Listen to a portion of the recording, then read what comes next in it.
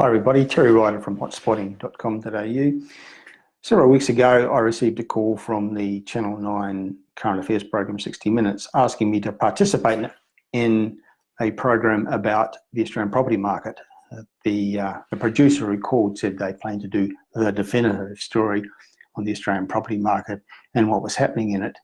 But it became clear very quickly that what they planned to do, what they meant by definitive story, is they had decided before they even did any research or did any of their interviews that they were going to do a story saying that the market was going to crash everywhere. And when I told them that I didn't agree with that premise, that I didn't believe we were going to see price crash in the Australian market or anything remotely like it, they very quickly terminated the phone call. Were no longer interested in speaking to me because I wasn't willing to stand in front of a camera and say what they wanted people to say. So I've been expecting to see the program that we saw on Sunday night on 60 Minutes, which was called Bricks and Slaughter, in which they produced the story that they set out to produce, which was a story predicting a price crash in major Australian property markets. They lined up some of the usual suspects because there are people out there who rage against the property market in Australia and believe that for various reasons that values are going to fall substantially. And so some of those people were quoted in the story, which has received a bit of follow-up media today. Although I note that one of the main people featured and quoted in the 60 Minutes items has come out today and said that he believes that he was misrepresented, that his views were taken out of context, and they used very selectively segments of what he said as part of their objective to create a sensationally negative story on the Australian property market. That's what they set out to do. That's what they achieved. They found enough people willing to say what they wanted them to say to be able to produce the item, but it was a preconceived negative headline rather than a story based on research and interviewing people and conclusions drawn from, which is the normal journalistic process. So what they've come up with was actually a repeat of the kind of rhetoric that we've seen about the Australian property market quite constantly, quite regularly over the last, say, 12 or 15 years. A couple of years ago, I did some research into this for a client where I looked at what had been predicted at various times since the turn of the century for the Australian property market, or sections of it, and what the actual outcomes were. And what I found was that these kinds of Armageddon predictions for prices in the Australian market are quite common, and that the actual outcomes are very different.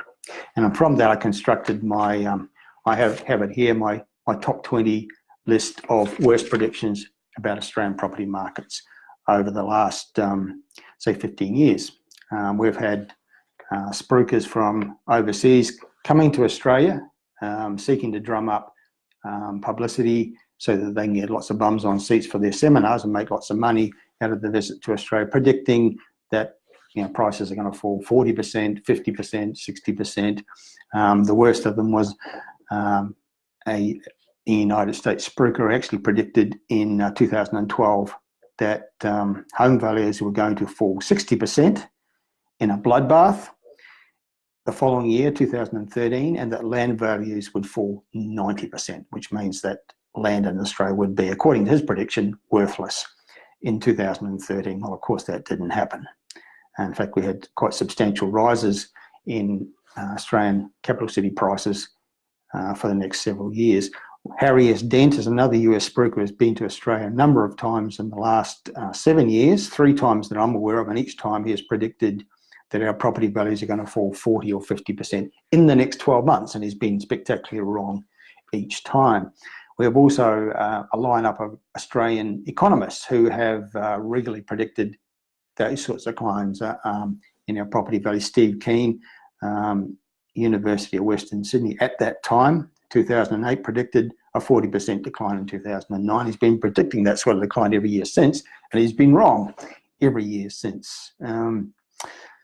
Shane Oliver, chief economist for AMP Capital, often quoted in the media as apparently an expert on Australian real estate, has often predicted that we're going to see substantial declines in our values, or that we're going to see. In 2005, he famously predicted there will be no growth in Australian property housing prices anywhere in Australia for the next 10 years. And of course, the next 10 years has been the jury's back in, because those 10 years were up in 2015, and in that time, particularly in Sydney and Melbourne, we'd seen the opposite of what he predicted, which was substantial rises in prices. So the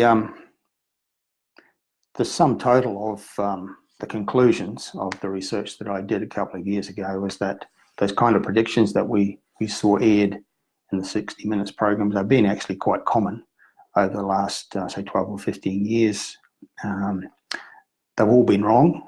I think that the views that expressed in 60 Minutes the other night will also be proven wrong, because we don't have the conditions for that kind of decline in values that was suggested. In fact, based on my research, nowhere in the world has ever had a decline in property values of that magnitude. Not even the worst basket case economies post-GFC, places like Spain or Greece, even in those countries where we have seen property values fall, we haven't seen them fall 40 or 50 or 60%, such as being predicted for Australia. I mean, I can't imagine the circumstances in which that kind of fallout could possibly happen. And I repeat that the main source of the commentary in that article by 60 Minutes and subsequent print media coverage today has come out and said that he believes that his views were misrepresented, taken out of context, and creating an impression that he didn't actually mean to create. So, yeah. Yet another sensationally negative, beat-up story by our absolutely appalling media. This was tabloid television at its worst, and I think they will be proven to be as wrong as the many predecessors who are featured on this list, my top 20 worst predictions about Australian property markets since the year 2000. That's it for now. Terry Ryder from Hotspotting signing off. Talk to you again soon.